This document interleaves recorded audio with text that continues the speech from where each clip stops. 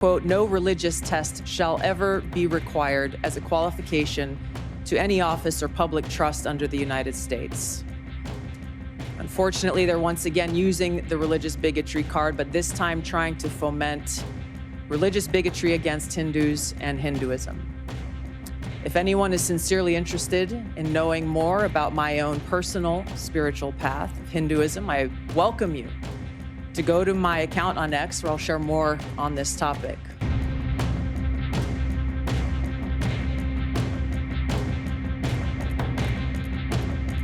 अमेरिकी राष्ट्रपति Donald Trump की कैबिनेट में राष्ट्रीय खुफिया निदेशक पद के लिए नामित भारतीय मूल की तुलसी गाबार्ड सनातनियों के पक्ष में खड़ी हो गई हैं। उन्होंने डेमोक्रेटिक सांसदों पर हिंदुओं और हिंदू धर्म के खिलाफ कट्टरता फैलाने का आरोप लगाया है।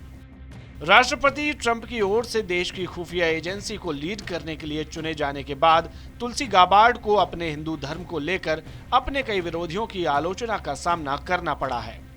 डेमोक्रेटिक पार्टी के नेताओं ने तुलसी गाबार्ड को अमेरिकी राष्ट्रपति और प्रधानमंत्री नरेंद्र मोदी और रूसी राष्ट्रपति व्लादिमीर पुतिन समेत वर्ल्ड लीडर्स की कठपुतली बताया था। उसका मुंहतोड़ जवाब तुलसी गाबार्ड ने दिया है। सुनिए तुलसी गाबार्ड का विरोधियों को जवाब, फिर आपको बताएंगे आखिर कौन है तुलसी गाबार्ड और उनका भारत से क्या रिश्ता है।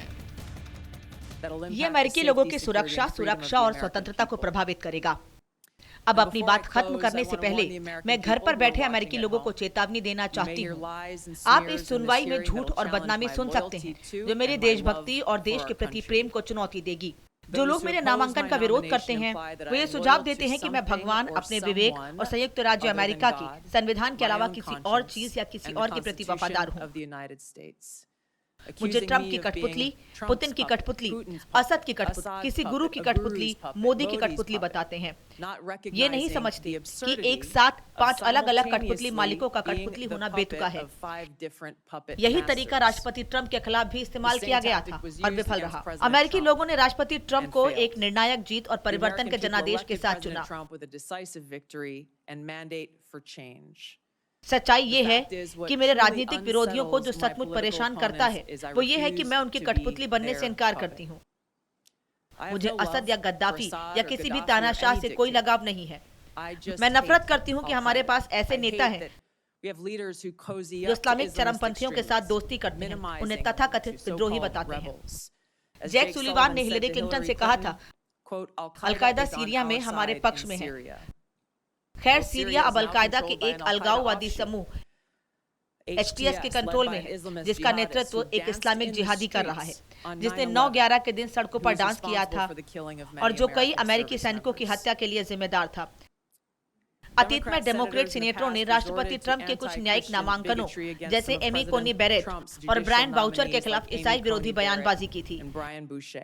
मैं उन कार्यों की निंदा करती हूं क्योंकि उस समय कांग्रेस में एक डेमोक्रेट के रूप में धार्मिक बड़बोलेपन की हम सभी को पूरी तरह से निंदा करनी चाहिए, चाहे वो किसी भी धर्म का हो।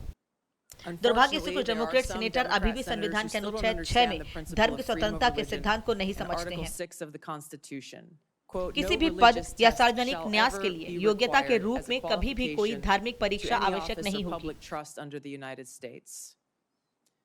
दुर्भाग्य से वो एक बार फिर धार्मिक घृणा का कार्ड खेल रहे हैं,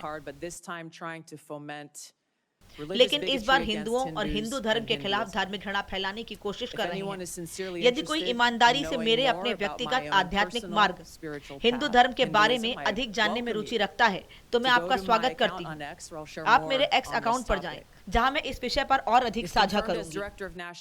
यदि राष्ट्रीय खुफिया निदेशक के रूप में पुष्टि की जाती है, तो मैं उस शपथ के अनुसार जीवन जीती रहूंगी, जो मैंने अपने जीवन में कम से कम 8 बार ली है, चाहे वो वर्दी में हो या कांग्रेस के सदस्य के रूप में। मैं संयुक्त राज्य अमेरिका के संविधान में निहित हमारे ईश्वर प्रदत्त स्वतंत्रताओं का समर्थन और बचाव करूंगी।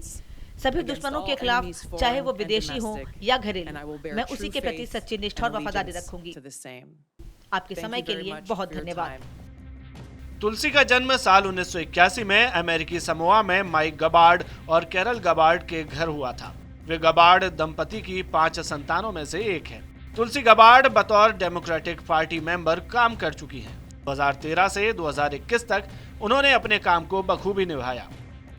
2022 में डेमोक्रेटिक पार्टी से उनका मोह भंग हो गया। अक्टूबर 2022 में उन्होंने विदेश नीति और सामाजिक मुद्दों पर मतभेद की बात कहते हुए डेमोक्रेटिक पार्टी को छोड़ दिया और खुलकर ट्रंप के समर्थन में आ गई। इसके बाद 2024 में वो रिपब्लिकन पार्टी में शामिल हुई। राजनीति के अलावा तुलसी गाबार्ड 2 दशक से अधिक वक्त से आर्मी नेशनल गार्ड से जुड़ी हुई हैं और उस दौरान वो इराक और कुवैत जैसे देशों में काम कर चुकी हैं। 2015 के अप्रैल महीने में जब तुलसी गाबार्ड की शादी अमेरिका में हुई तो इसकी चर्चा भारत तक हुई। तब तुलसी गाबार्ड ने वैदिक रीति रिवाज से अपने गृह राज्य हवाई में सिनेमेटोग्राफर अब्राहम विलियम्स से शादी की थी। इस शादी में तत्कालीन भाजपा प्रवक्ता राम माधव भी शामिल हुए थे। शादी समारोह के बीच राम माधव ने प्रधानमंत्री नरेंद्र मोदी का व्यक्तिगत संदेश पढ़ा और गणेश जी की प्रतिमा उपहार में दी। इस शादी से कुछ महीने पहले तुलसी ने अपनी पहली भारत यात्रा की थी। इस 3 हफ्ते की यात्रा में उन्होंने प्रधानमंत्री मोदी, कैबिनेट मंत्रियों और सेना प्रमुख से मुलाकात की थी। यात्रा के दौरान तुलसी ने पीएम मोदी की जमकर तारीफ भी की थी। इतना ही नहीं, तुलसी ने एक स्कूल में झाड़ू लगाकर मोदी के स्वच्छता अभियान का समर्थन भी किया था। तुलसी साल 2014 से पहले से ही प्रधानमंत्री नरेंद्र मोदी का समर्थन करती रही हैं। साल 2019 में तुलसी गाबार्ड ने एक एजेंसी के लिए अपनी हिंदू पहचान को लेकर एक लेख लिखा था। इस लेख में उन्होंने लिखा था कि उन्हें हिंदू होने पर गर्व है, लेकिन वो हिंदू राष्ट्रवादी नहीं है। कई मौकों पर तुलसी धार्मिक ग्रंथ भगवत गीता के बारे में बोलते और भजन गाते हुए दिखाई पड़ी।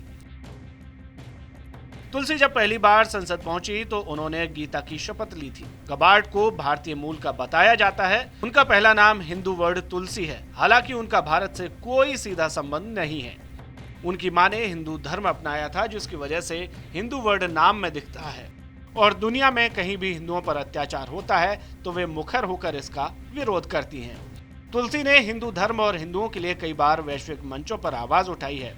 उन्होंने बांग्लादेश में तख्ता पलट के बाद हिंदुओं पर अत्याचार के खिलाफ भी मुखर होकर कट्टरपंथियों को लताड़ा था। वे इस्कॉन से भी जुड़ी हुई हैं। इस पूरी खबर पर आपकी क्या राय है, हमें कमेंट में जरूर बताएं।